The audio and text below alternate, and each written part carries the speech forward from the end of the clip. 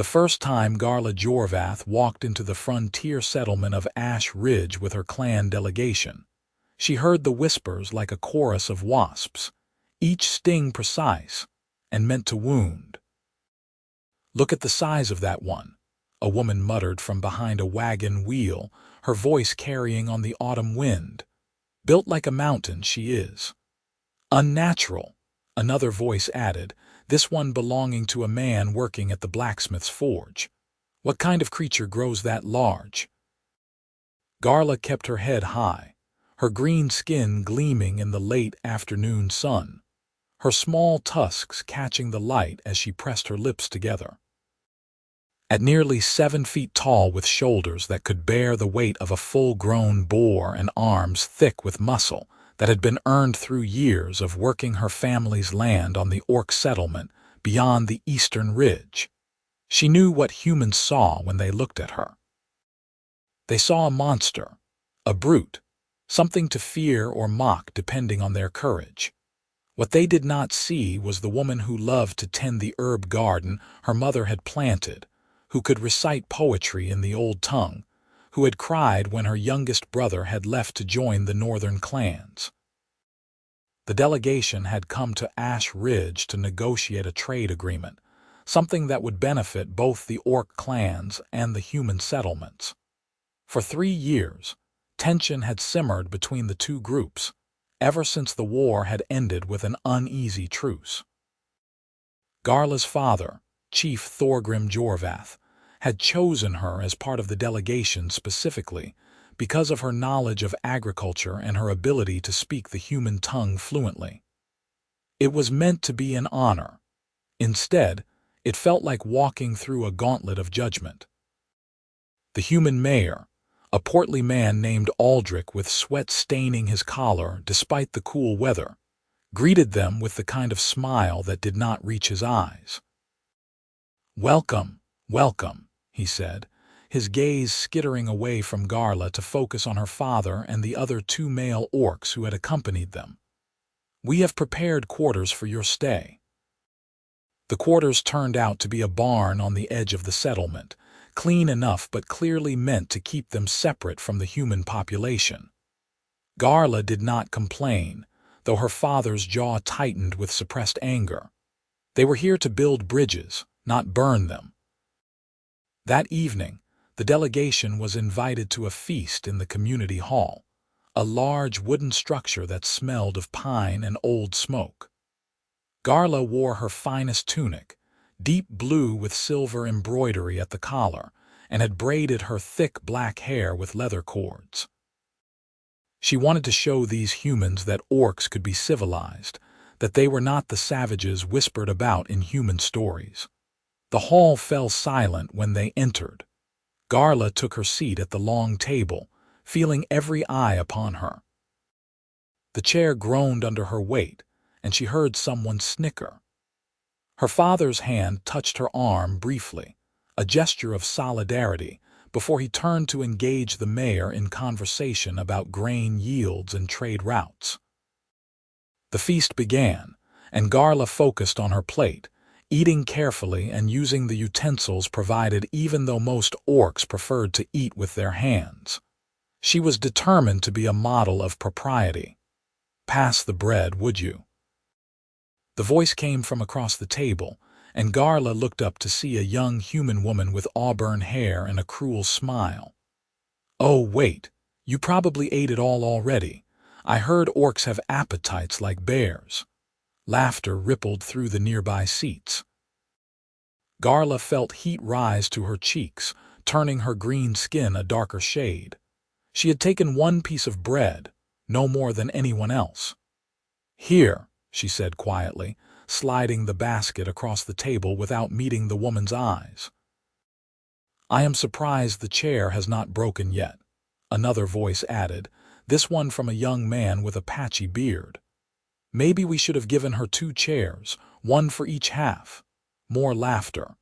Garla's hands clenched into fists beneath the table. She could feel her father's tension beside her, could sense the other orcs in the delegation shifting uncomfortably. One wrong move, One angry outburst, and the fragile hope of peace would shatter. So she sat there, silent and still, and let the mockery wash over her like cold rain. Then a chair scraped against the wooden floor, loud and deliberate. A man stood up from the far end of the table, and the laughter died. Garla had noticed him earlier in the evening, a human man who sat somewhat apart from the others. He was tall for his kind, though still shorter than her, with dark hair that fell to his shoulders and eyes the color of storm clouds. He wore simple clothes, a worn leather vest over a linen shirt, and his hands bore the calluses of someone who worked the land. There was something about his face, a hardness around the eyes and mouth that spoke of experience beyond his years. "She is exactly right to me," he said, his voice cutting through the silence like a blade through silk. The auburn-haired woman blinked in confusion. "What?" "Miss Jorvath," the man continued, his gaze sweeping across the table to land on each person who had spoken mockingly. "She is exactly right. Her size, her strength, everything about her is exactly as it should be. If any of you had spent a single day working as hard as I imagine she has, you would understand that a strong body is something to respect, not ridicule."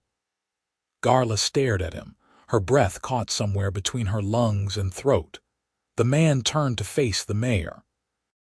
"I thought we invited these guests here to discuss trade and peace, not to insult them in our own hall. If this is how Ash Ridge treats those who come in good faith, then we deserve whatever hardship comes from continued isolation." Mayor Aldrich's face had gone red, though whether from shame or anger, Garla could not tell. "Now see here, Vaughn, no, you see here," the man called Vaughn interrupted, his voice still level but carrying an edge of steel. "I fought in the border wars. I know what it is like to see orcs as enemies. But the war is over, and if we want to survive in this frontier, we need allies, not more enemies. This woman came here to help build something better, and you lot are treating her like entertainment." The hall had gone deathly quiet. Vaughn picked up his plate and cup, walked around the table and took the empty seat beside Garla. "May I sit here?" he asked, looking at her directly for the first time. Garla found her voice, though it came out rougher than she intended. "It appears you already have." A ghost of a smile touched his lips. "Fair point. Vaughn Harding," he said, offering his hand. She looked at his hand, then at him, trying to discern if this was some new form of mockery. But his eyes held no cruelty, only a weary kind of sincerity. Slowly, she reached out and took his hand, her much larger one engulfing his. "Garla Jorvath. Pleased to meet you, Miss Jorvath. I apologize for the poor welcome you have received here. Some of us remember how to treat guests with honor." The rest of the feast continued in subdued tones. Garla found herself hyper-aware of the man sitting beside her, the way he ate his food without rush, the way he occasionally glanced at her as if checking to make sure she was all right. When someone passed a dish, he made sure it reached her before taking his own portion. It was such a small thing, yet it made something warm unfurl in her chest. "You said you fought in the border wars," Garla said after a while, her voice low enough that only he could hear. Vaughn nodded, his expression darkening. 3 years on the Eastern Front. Lost a lot of friends to orc blades." He met her eyes. "But I also saw a lot of humans do terrible things in the name of fear. War does not bring out the best in anyone." "Then why defend me?" Garla asked. "If you lost friends to my people, why speak up?" "Because you are not the ones who killed them, and they are not here to avenge anyway. Because holding on to hate only poisons the holder. Because—" He paused, seeming to search for words. "Because I saw the look on your face when they mocked you, and it reminded me of how I felt when I came back from the war. Like I did not fit anywhere anymore, like I was something to be pitied or feared or pushed aside." Garla studied him more carefully. Now that she looked, she could see the shadows beneath his eyes, the way he held himself with a soldier's awareness, the small scar that traced his jawline. "You live here in Ash Ridge, just outside it. I have a farm about 3 miles north. Wheat, mostly, and some vegetables. I keep to myself for the most part." He smiled, but it did not quite reach his eyes. "Turns out people are not always comfortable around veterans who do not talk much about glory and honor." "I understand that feeling," Garla admitted. "Being uncomfortable, I mean. I am always too big, too strong, too orc for humans, and yet sometimes too soft, too interested in growing things instead of fighting for some of my own people." "Then perhaps we are both a bit out of place," Vaughn said. "Which is fine by me. I never much cared for fitting in perfectly anyway." When the feast ended, Garla's father approached her with a thoughtful expression. "That human who spoke up for you," he said in the orcish tongue, "I want you to thank him properly tomorrow. Such courage should be acknowledged." "I will, father," Garla replied. That night in the barn, lying on a bed of straw that was actually quite comfortable, Garla found herself replaying the evening over and over. She could still see the moment Vaughn had stood up, the way the entire hall had seemed to hold its breath. No one had ever defended her like that, not even her own clan members, who often treated her size as something amusing or unfortunate. "She's exactly right to me." The words echoed in her mind as she drifted to sleep. The next morning dawned cool and misty, the kind of weather that made Garla think of home. The delegation was scheduled to meet with the mayor and several of the settlement's prominent farmers to discuss trade specifics, but that would not happen until mid-morning. Garla rose early, as was her habit, and stepped outside to find the world draped in soft gray. She walked to the edge of the settlement, where fields stretched out toward the tree line. The crops had been harvested recently, leaving stubble and turned earth. She knelt and ran her fingers through the soil, testing its quality. Good drainage, decent nutrients, though it could benefit from compost. "You know your earth." Garla turned to find Vaughn approaching, a leather satchel slung over his shoulder. He had clearly been walking for a while. His boots were covered in dew. "My family farms on the eastern ridge," Garla said, standing and wiping her hands on her trousers. "I learned soil before I learned to read." "Same here," Vaughn said. "My father was a farmer before the war conscripted him. He did not come back, so I took over the land when I returned." He paused, looking out over the fields. "It is peaceful work, keeps the mind occupied." "I wanted to thank you," Garla said, the words coming out in a rush, "for last night, for what you said. You did not have to do that." Vaughn shrugged, but she could see the faint color rising in his cheeks. "It was the right thing to do. Besides, I meant what I said. You are exactly right." "Right for what?" Garla asked before she could stop herself. He looked at her then, really looked at her, and she felt something shift in the air between them. "Right for being exactly who you are, for not shrinking yourself to make others comfortable, for—" He trailed off, shaking his head. "Sorry, I am not good with words sometimes." "You did fine last night," Garla said softly. They stood there in the misty morning, two people who did not quite fit in their respective worlds, and Garla felt the first stirring of something she had not expected to find in this human settlement. Interest. Curiosity. Perhaps the beginning of friendship. "Would you want to see my farm?" Vaughn asked suddenly, as if the words had escaped without his permission. "I mean, since you know soil and crops, I would value your opinion on something. I have been trying to improve my yield, but I think I am doing something wrong." Garla hesitated. The meeting was not for another 2 hours, and her father would not miss her if she returned before then. "I would like that," she said. They walked together through the mist, following a dirt road that wound north from the settlement.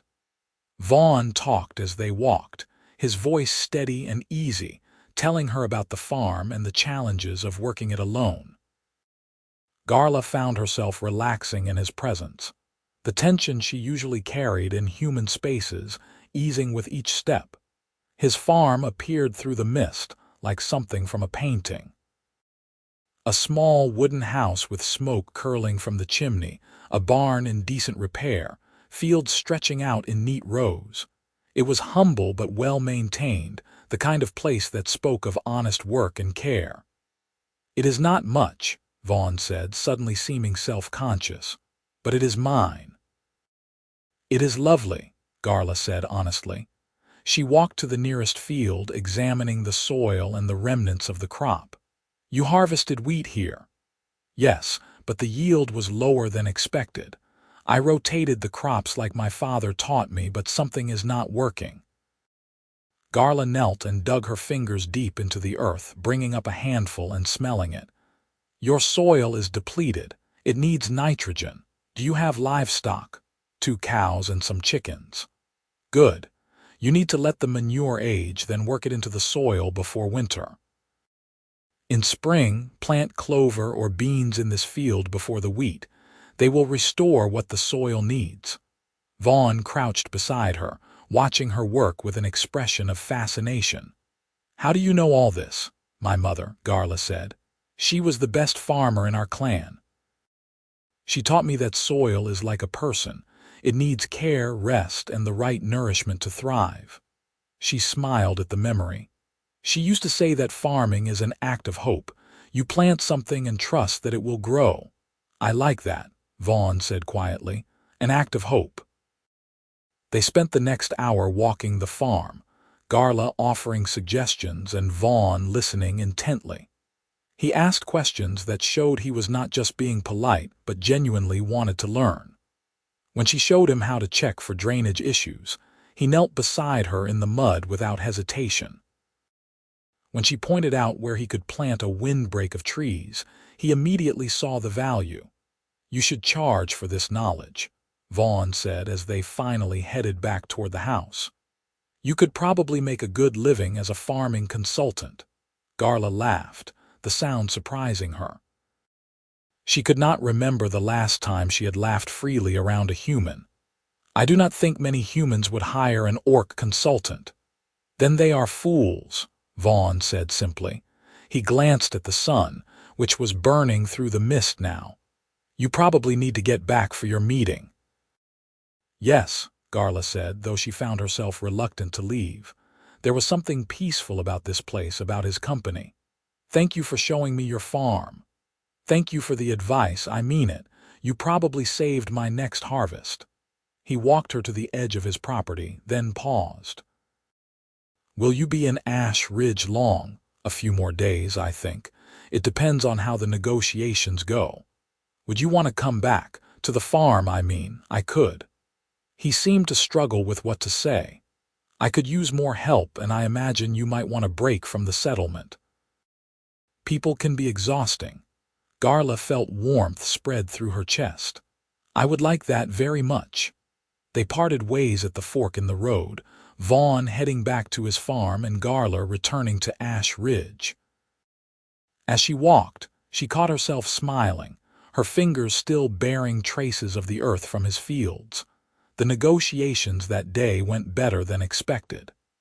The mayor, perhaps shamed by Vaughn's words the night before, was more respectful. They reached an agreement on grain and livestock trades, with both sides making reasonable concessions. Garla contributed her knowledge of crop rotation and soil management, which impressed even the human farmers present. Over the next 3 days, Garla visited Vaughn's farm each morning. She told her father she was studying the local agricultural methods, which was not entirely untrue. What she did not mention was how much she looked forward to those visits, to the easy conversation, and the way Vaughn treated her as an equal rather than a curiosity or threat. They worked side by side, preparing his fields for winter. Vaughn was a quick learner and did not shy away from the heavy labor.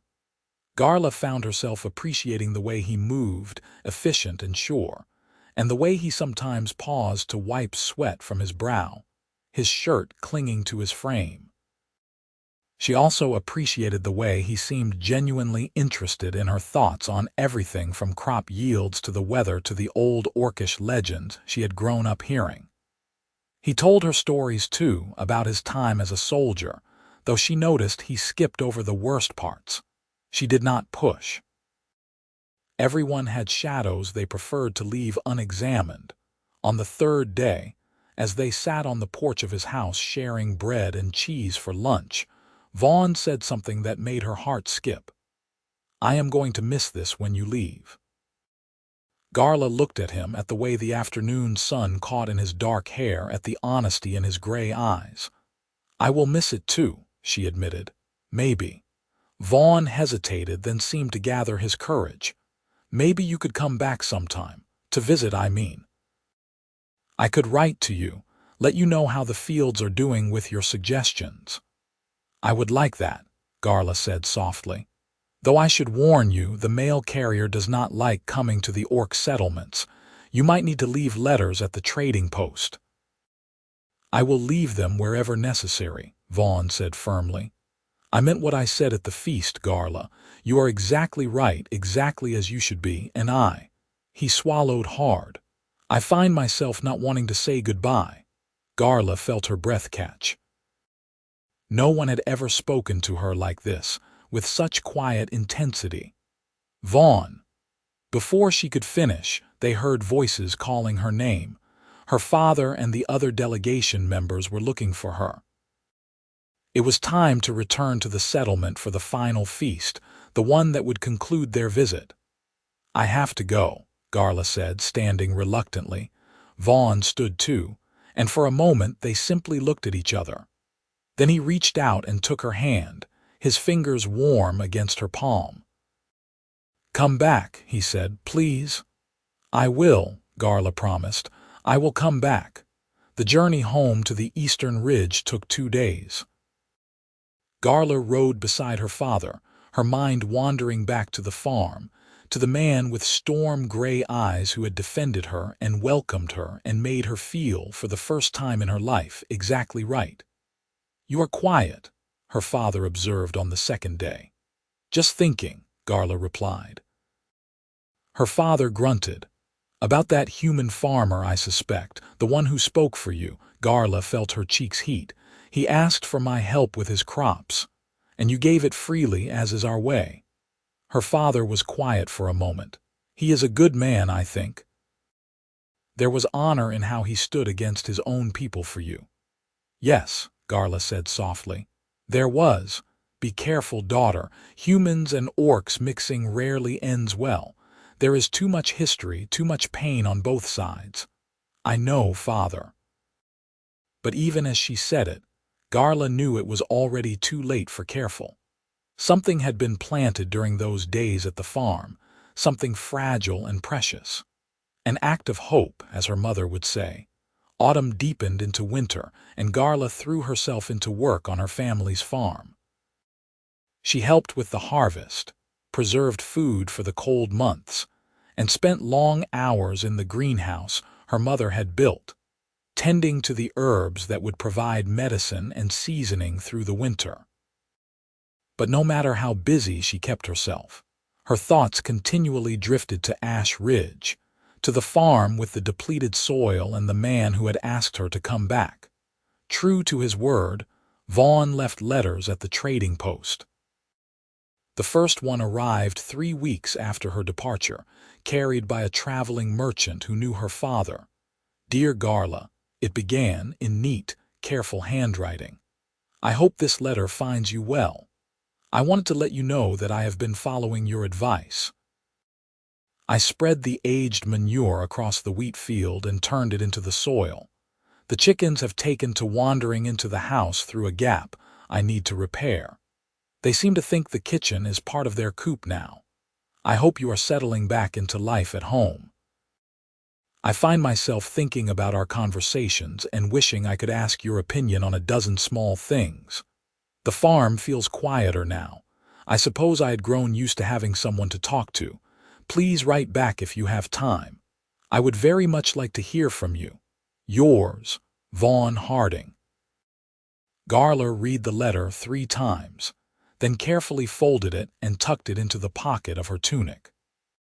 She wrote back that evening, telling him about the work at home, about the first snowfall on the ridge, about the way her youngest brother had been caught trying to sneak extra honeycakes from the kitchen. She told him to fix the gap before winter truly set in, or he would have frozen chickens by spring. The letters continued through the winter, a steady exchange that became the highlight of Garla's weeks. Vaughn wrote about the farm, about the preparations for winter, about the solitary evenings by the fire. But he also wrote about his thoughts, his memories, the way the world looked when snow covered everything. His words painted pictures that made Garla feel as if she were there with him. She wrote back with equal openness, sharing stories of her clan, the traditions they observed, the way her mother taught the young ones about the stars. She found herself revealing things she had never told anyone, about her feelings of not quite belonging, about her dreams of a world where orcs and humans could live without fear and hatred between them. In one letter, Vaughn wrote, "I think about what you said about farming being an act of hope. I have been thinking a lot about hope lately, about what it means to plant something and trust it will grow. I wonder if that applies to more than crops." Garla stared at those words for a long time before responding. "I believe hope can be applied to many things," she wrote. "But some things take longer to grow than others, and some need more care. The question is whether we are willing to give that time and care, even when we are not sure what will bloom." His next letter came quickly. "I am willing," he wrote. "Are you?" "Yes," Garla wrote back. "I am willing." Winter reached its deepest point, the world locked in ice and snow.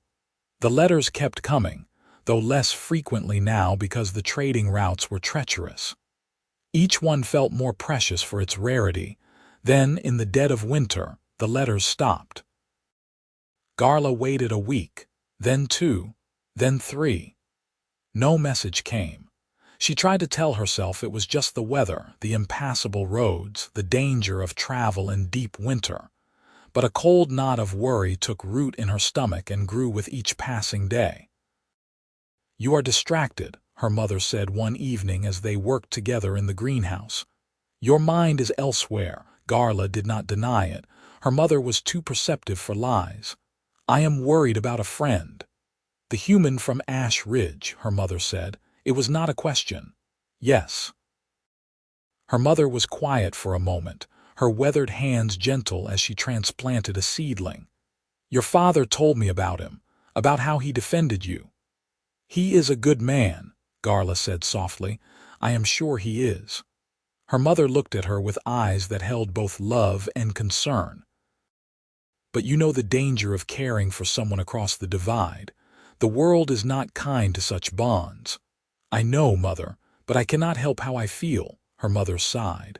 "No, I suppose you cannot. Love does not ask permission." She set down her trowel and took Garla's hand. "Your grandmother, my mother, she fell in love with a human once. Before the wars, when such things were rare but not impossible. They had 5 years together before his own people killed him for the crime of loving an orc." Garla felt her heart clench. "I did not know." It is not a story we tell often.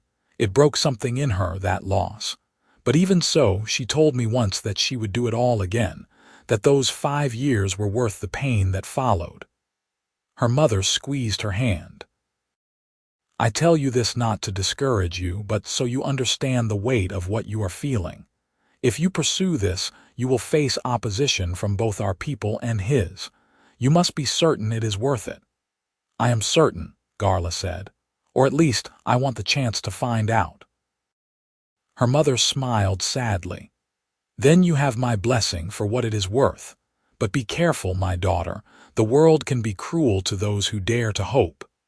When the 4th week passed with no letter, Garla made a decision. She could not simply sit and wonder. She needed to know that Vaughn was all right, needed to see with her own eyes that nothing had happened to him. She approached her father that evening. "I want to go to Ash Ridge." Her father looked up from the map he had been studying. "In the middle of winter. The roads are barely passable." "I know, but I need to go. Please, father." He studied her for a long moment, then sighed. "This is about the human farmer. His name is Vaughn, and yes, it is about him. He has not written in weeks. I am worried something has happened." "And if something has happened, what can you do?" "I do not know," Garla admitted, "but I cannot do nothing." Her father was quiet, his eyes searching her face. Finally, he nodded. "You have my permission to go, but you will not go alone. I will send Throck with you. He knows the winter trails, and I will feel better knowing someone is watching your back." Garla wanted to argue that she did not need a chaperone, but she knew her father was right. The journey would be dangerous, and two were safer than one. "Thank you, father." Throck, her older cousin, was less than thrilled with the assignment, but he was loyal to family. They set out 2 days later, bundled in furs and carrying supplies for the 3-day journey. The world was a stark landscape of white and gray, the trees stripped bare and the sky heavy with the promise of more snow. They traveled during the day and camped at night, huddling close to small fires that did little to push back the cold. Throck did not ask many questions, for which Garla was grateful, but on the second night as they sat watching the flames he said, "This human must be important to you." "He is," Garla said simply. "Our people will not like it if you bind yourself to him." "I know." "His people will like it even less." "I know that too," Throck grunted. "You are braver than I am, cousin, or more foolish. I have not decided which." Garla smiled despite herself. "Perhaps both." They reached Ash Ridge on the afternoon of the 3rd day, the settlement looking smaller and more huddled beneath its blanket of snow. Garla did not stop in the village itself, but led Throck directly to the northern road, toward Vaughn's farm. Her heart was pounding as they approached, fear and hope warring in her chest. What if something terrible had happened? What if he was not there? What if he had simply changed his mind about writing? But as the farm came into view, she saw smoke rising from the chimney and tracks in the snow. Someone was there. "Wait here," she told Throck, sliding down from her horse. "Garla, please, just wait here." She approached the house on foot, her boots crunching in the snow. Before she could knock, the door opened. Vaughn stood there and Garla's breath caught. He looked thinner than she remembered, his face drawn and pale, and his left arm was bound in a sling. "Garla," he breathed, his eyes widening in shock. "What are you doing here? You stopped writing," she said, the words coming out almost accusatory. "I was worried." He looked down at his injured arm. "I had an accident. The barn roof partially collapsed during a heavy snow. I was trying to repair it when I fell. Broke my arm and cracked some ribs." Garla felt her worry transform into anger, the kind born of relief. "You fell off a roof in the middle of winter and did not think to send word." "I could barely move for the first week," Vaughn said defensively. "And by the time I could, the roads were too dangerous to ask anyone to carry a message. I did not think." He stopped, his expression shifting. "You came all this way because you were worried about me." "Of course I did," Garla said. "Did you think I would just assume you had stopped caring?" "I did not know what you would think," Vaughn admitted, "but I certainly did not expect you to risk a winter journey to check on me." They stared at each other, and Garla suddenly became aware of the cold wind biting through her furs, the way Vaughn was shivering in just his shirt, the fact that they were having this conversation on his doorstep like fools. "Can I come in?" she asked. "Yes, of course, please." Vaughn stepped back and Garla entered the small house. It was warm inside, a fire crackling in the hearth, but it was also somewhat chaotic.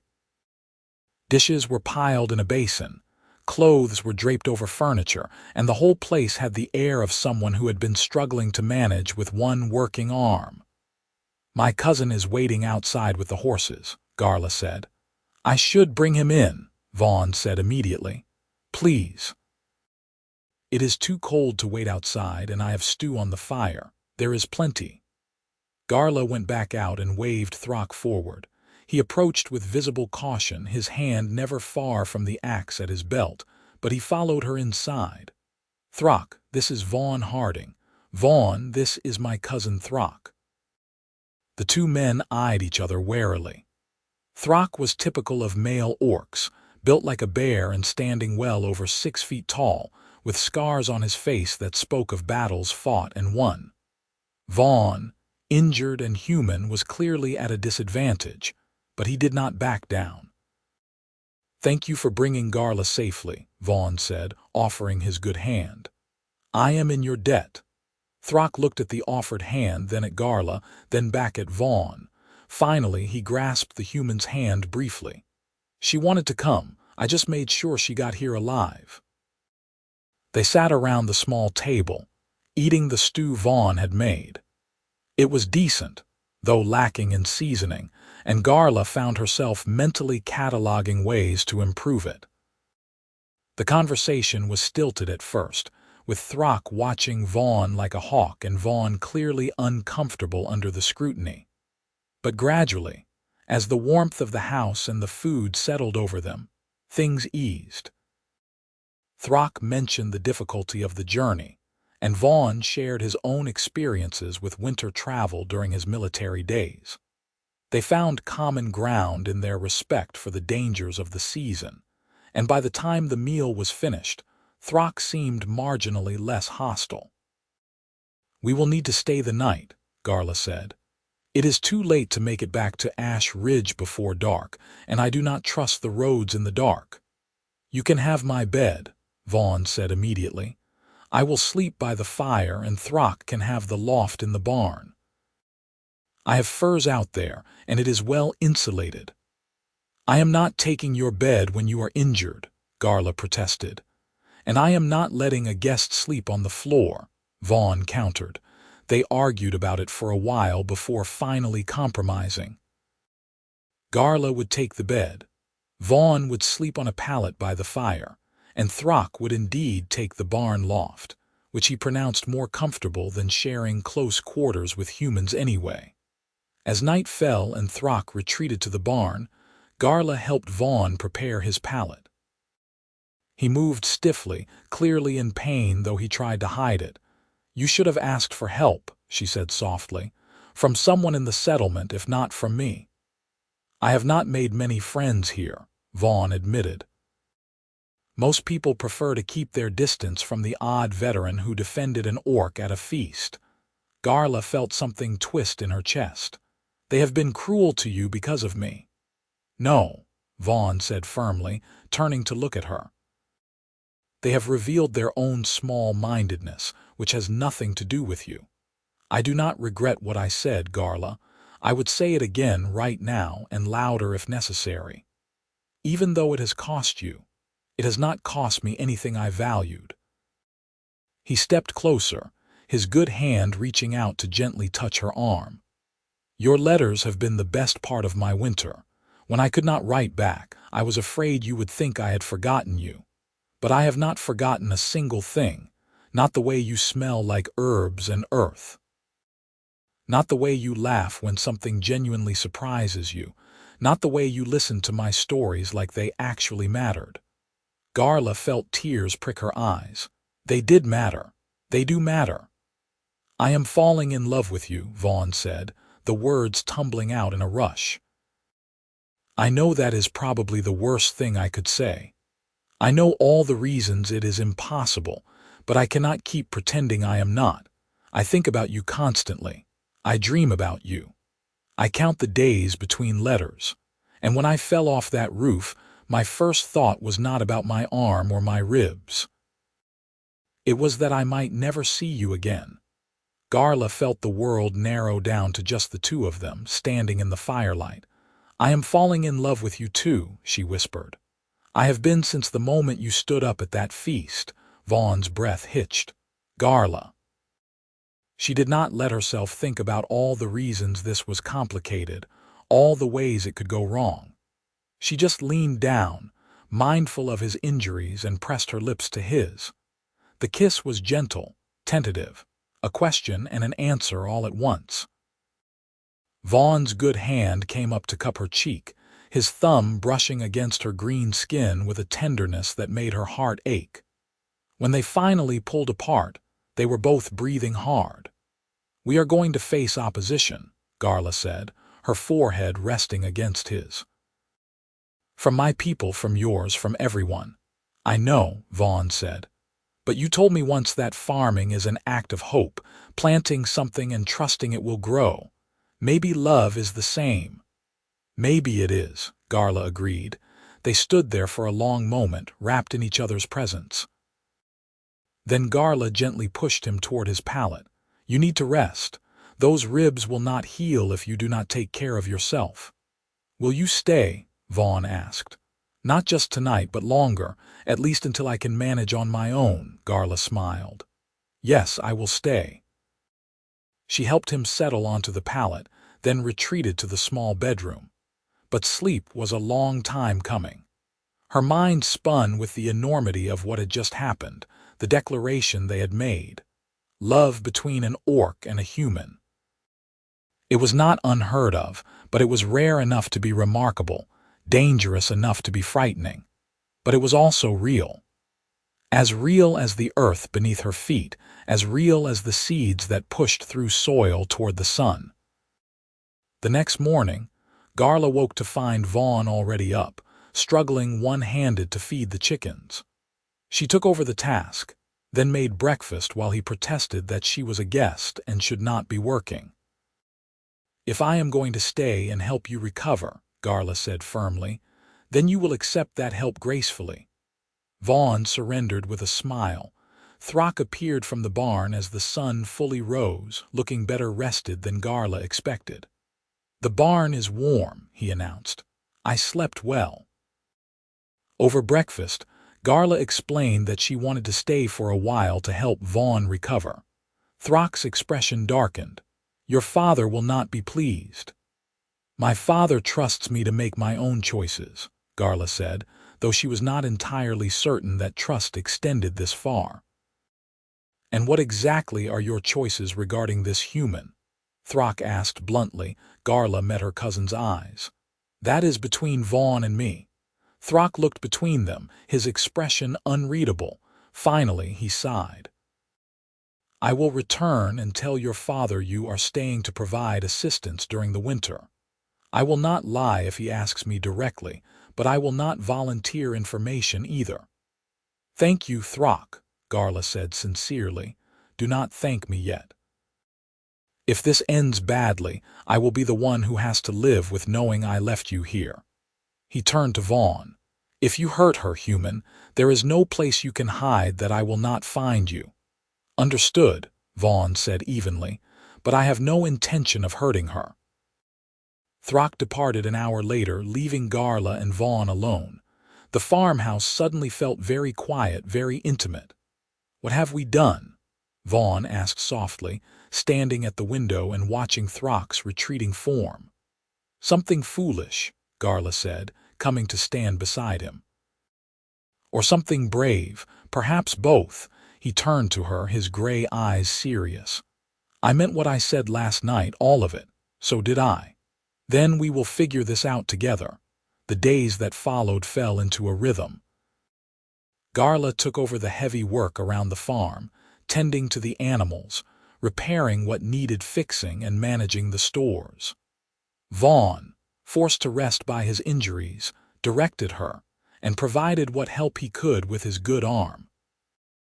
They worked well together, their movements becoming synchronized, their communication often wordless. In the evenings, they sat by the fire and talked, about everything and nothing. Vaughn told her more about his past, about the boy he had been before the war, about the dreams he had once had of a family and a peaceful life. Garla shared her own dreams, her love of growing things, her hope for a world where her people and his could coexist. Sometimes they read together from the few books Vaughn owned. Sometimes they simply sat in comfortable silence.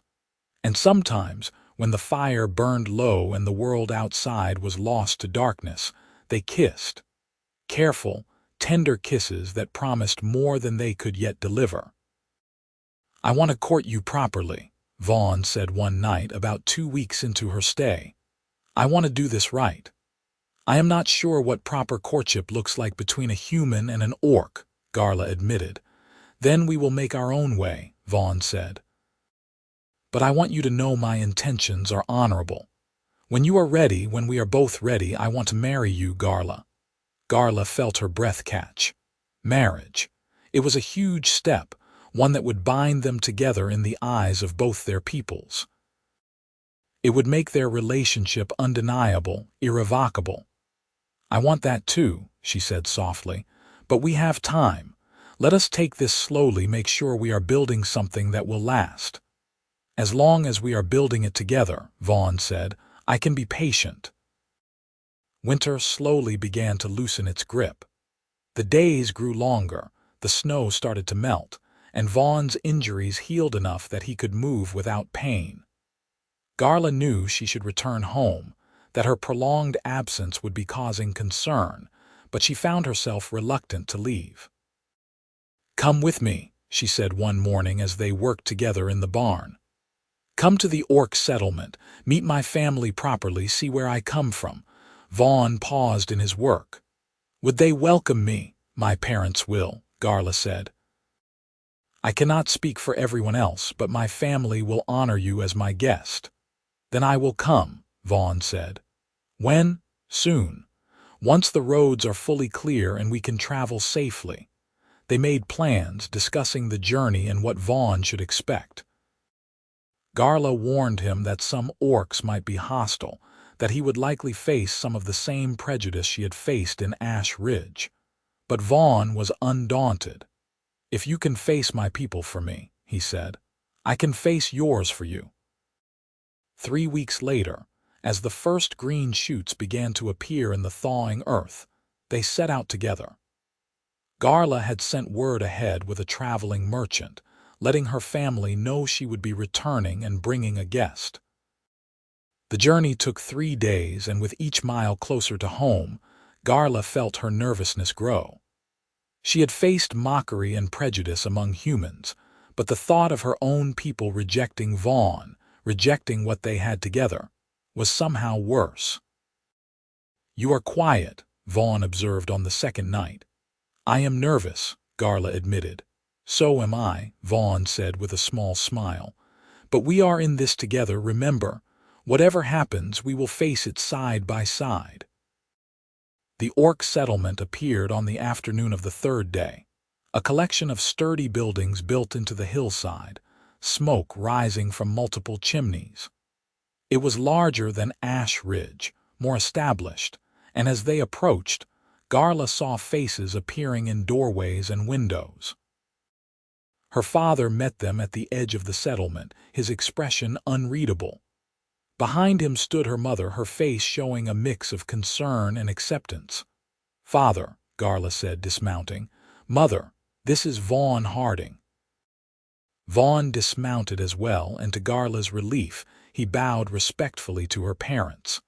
"Chief Jorvath, Mrs. Jorvath, thank you for allowing me to visit your home." Her father studied Vaughn for a long moment.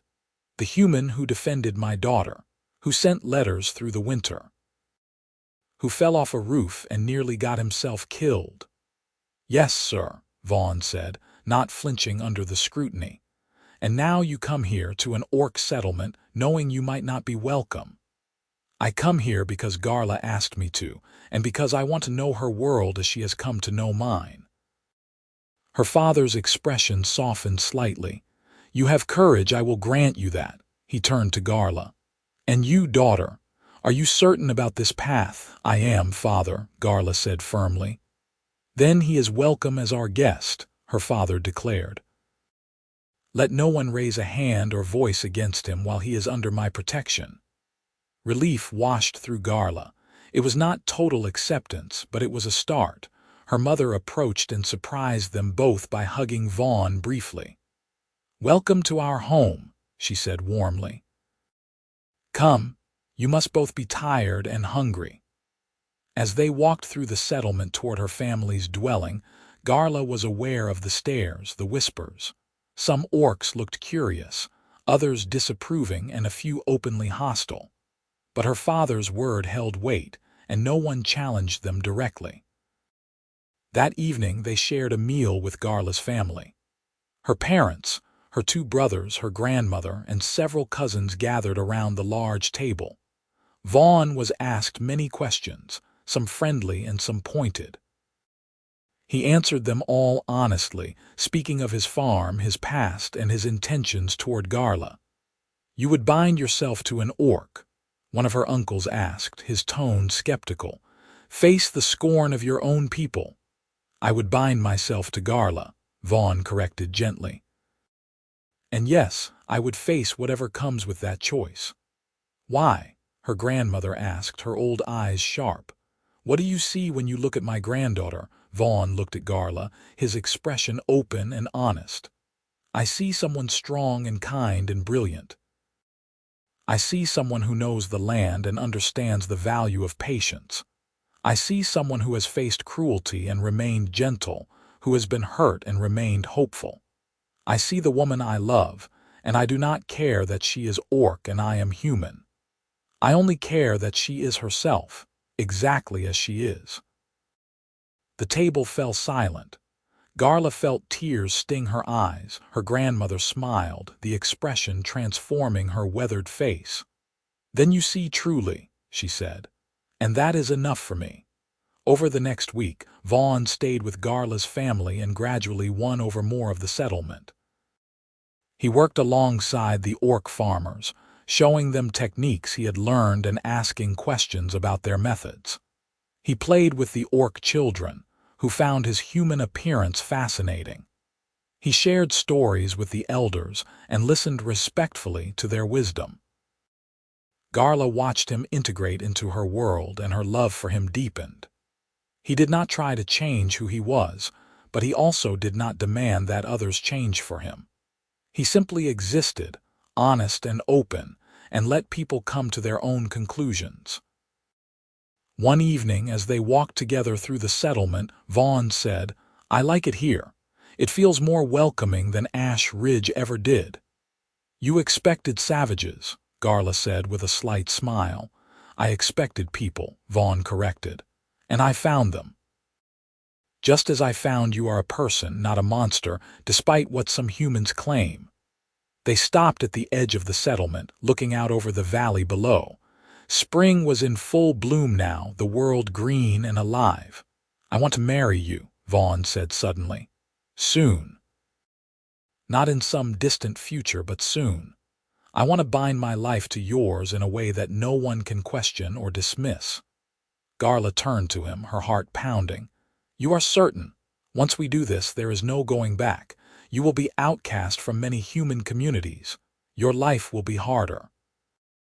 "My life will be richer," Vaughn said. "My life will have you in it every day, and that is worth any hardship." He took both her hands in his. "Garla Jorvath, will you marry me?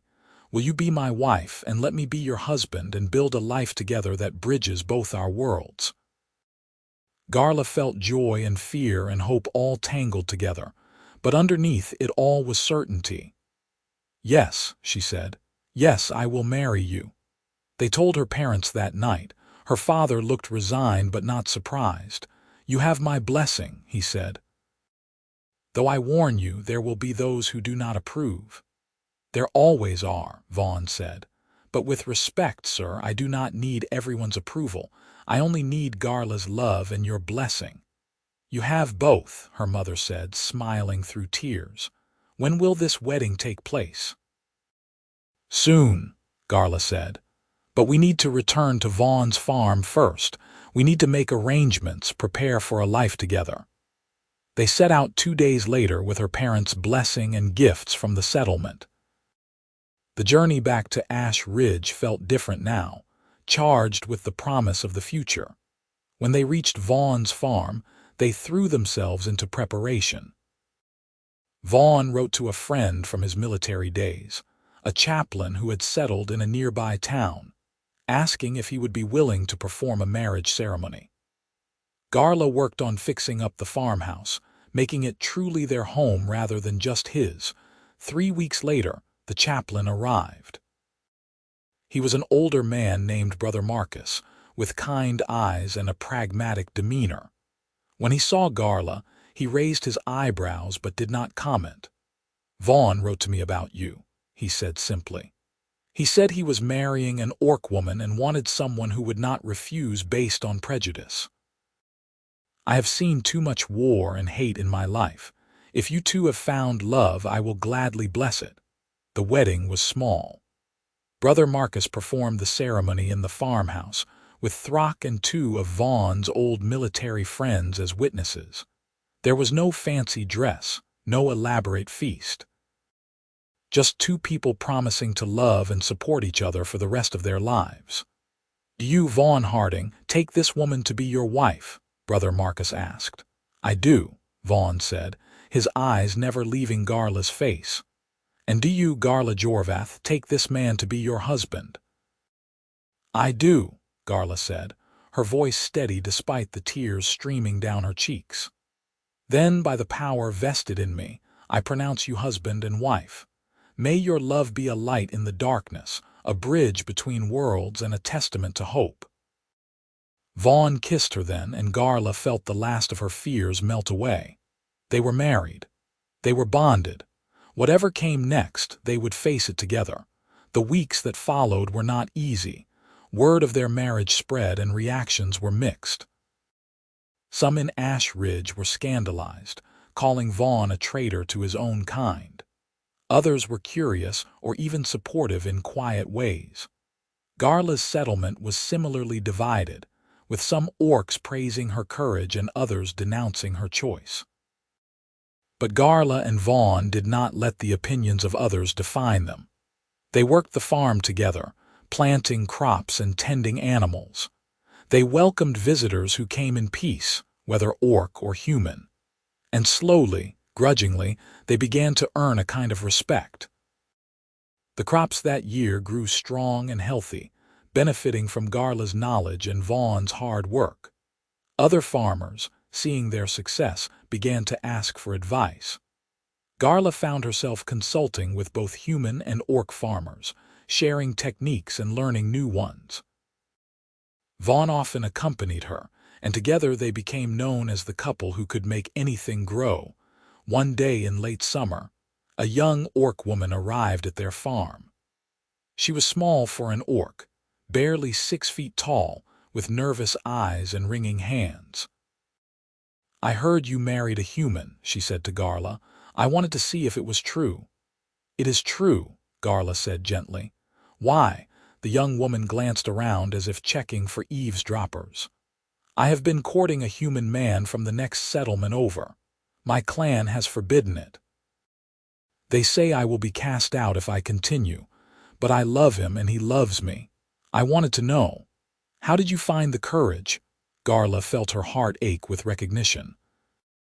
She invited the young woman in, and she and Vaughn spent hours talking with her, sharing their own story, their struggles, and their joys.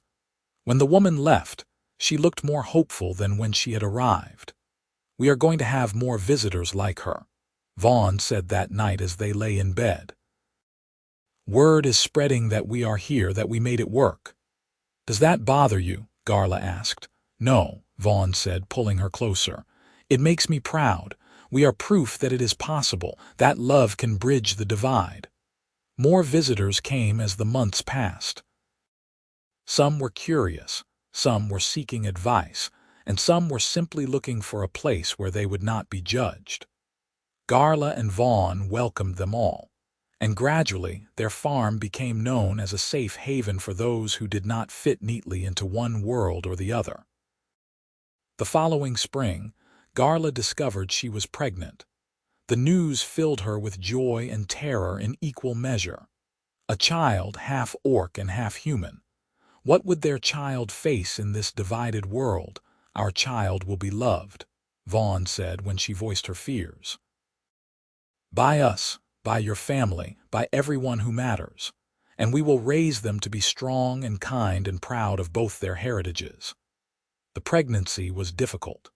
Orc pregnancies were typically shorter than human ones, and Garla's body seemed confused about which timeline to follow.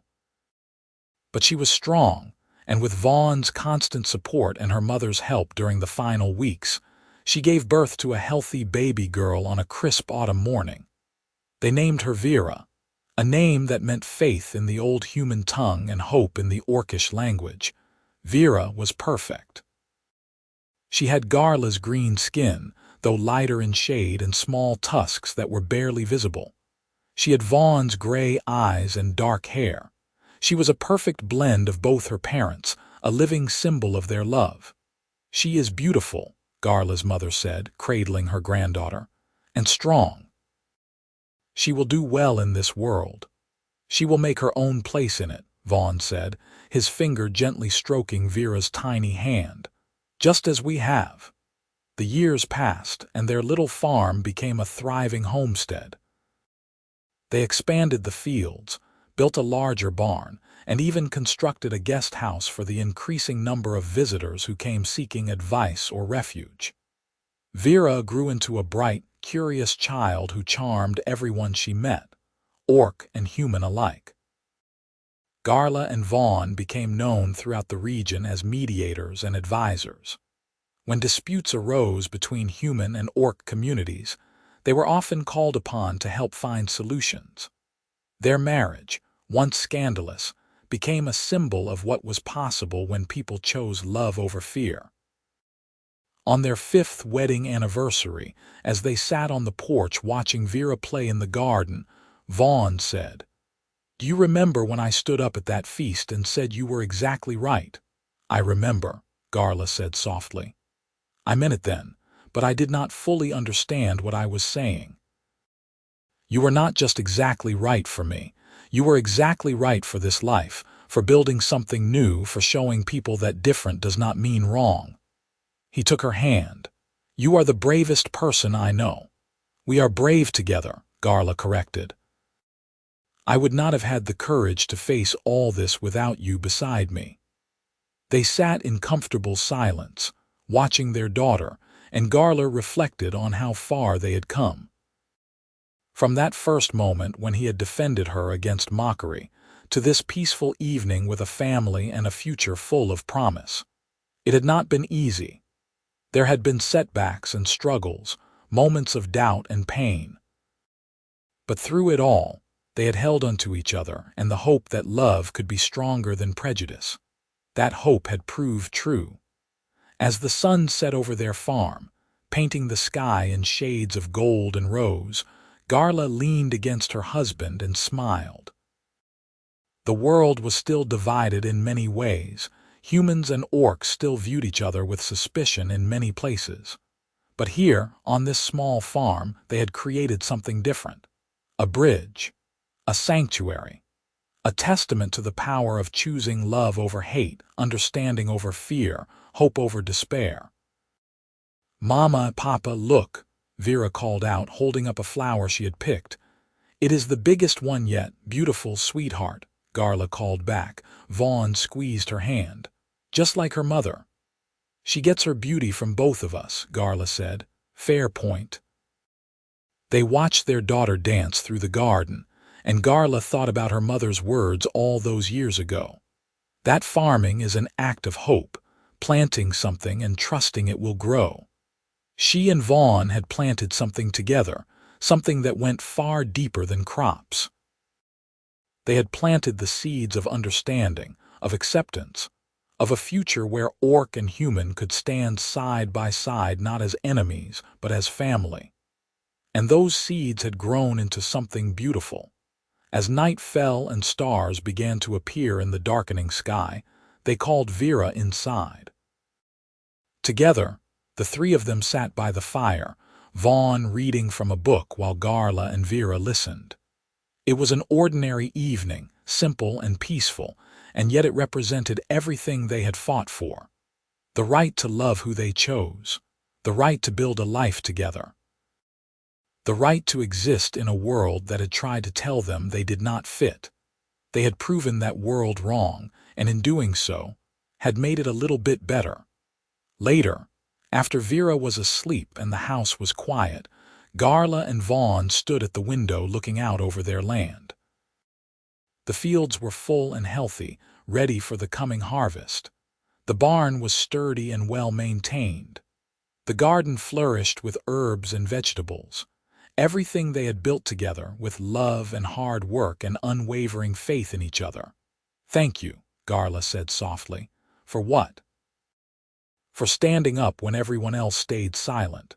For seeing me when others only saw a monster. For loving me exactly as I am."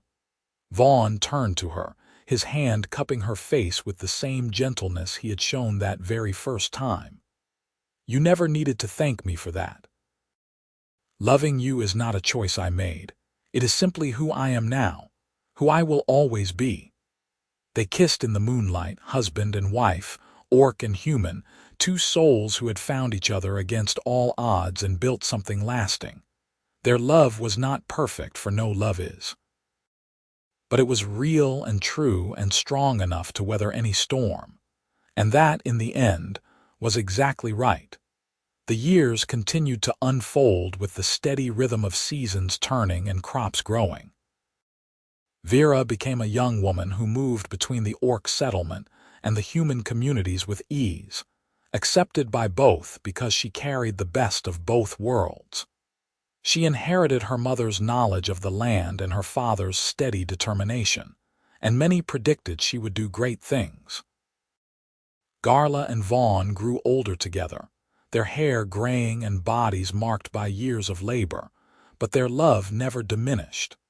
If anything, it deepened, enriched by shared experiences and the life they had built stone by stone, season by season. Other mixed couples came to them, seeking guidance and hope. Garla and Vaughn welcomed them all, sharing their story and offering support. Slowly, incrementally, the walls between humans and orcs began to lower.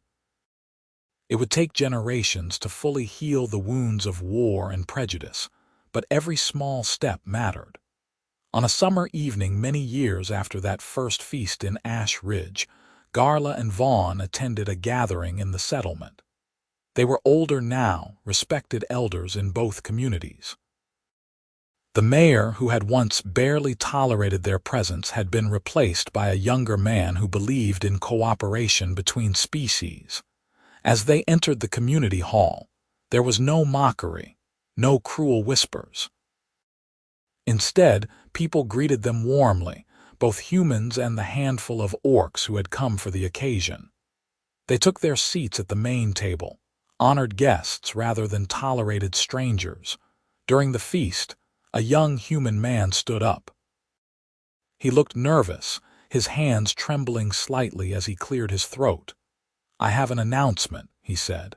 "I know this might be unusual, but I wanted to share it here with all of you."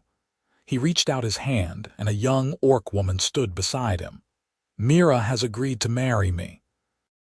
I know some of you might have concerns, but we love each other, and we are committed to building a life together." There was a moment of silence, and Garla felt Vaughn tense beside her, remembering their own struggles. But then someone began to clap. Then another person. Then more, until the entire hall was applauding. The young couple looked stunned, tears streaming down both their faces. After the applause died down, the young man looked directly at Garla and Vaughn. "We would not have had the courage to do this if not for you two. You showed us it was possible." "Thank you." Garla felt Vaughn take her hand under the table, his grip warm and steady. She thought about that scared young orc woman who had come to their farm years ago looking for hope. She thought about all the couples who had followed, all the bridges that had been built. This was their legacy, not just their love, but the permission they had given others to love freely, the courage they had inspired, the world they had helped change one small choice at a time. We did well. Vaughn whispered to her. We did, Garla agreed. As the feast continued around them, filled with laughter and conversation and the mingling of human and orc voices, Garla reflected on the journey that had brought them here. It had started with mockery and ended with acceptance. It had been marked by struggle but defined by love. And through it all, from that first moment when Vaughn had stood up and declared she was exactly right, they had never wavered in their commitment to each other and to the future they were building. The road had not been easy, but it had been worth every difficult step. Because love, real love, was always worth fighting for. It was worth standing up for, worth defending, worth building a life around. And when that love was strong enough, patient enough, brave enough, it could change not just 2 lives but an entire community, an entire world. Garla looked at her husband, at the man who had seen past her green skin and tusks to the woman beneath, who had loved her not despite who she was but because of it, who had stood beside her through every challenge and every triumph. He was exactly right for her, and she was exactly right for him. And together, they had been exactly right for each other and for the world that needed to see love triumph over hate. As the evening drew to a close and they walked home under the stars, Vera met them at the door. She was a grown woman now with a family of her own, but she still visited often. "How was the feast?" she asked. "Beautiful," Garla said. Another young couple announced their engagement, a human and an orc. Vera smiled. "That is wonderful. Things are truly changing." "They are," Vaughn agreed. "Slowly, but they are." That night, as Garla and Vaughn lay in bed, the same bed where they had slept for so many years, Garla said, "I would do it all again. Every difficult moment, every struggle, all of it." "So would I," Vaughn said. 1,000 times over. They fell asleep in each other's arms, 2 people who had dared to love across a divide and had found that love was stronger than any wall the world could build. Their story had begun with mockery and defense, but it had become something greater. A testament to courage, to hope, to the transformative power of choosing love even when the world said it was impossible.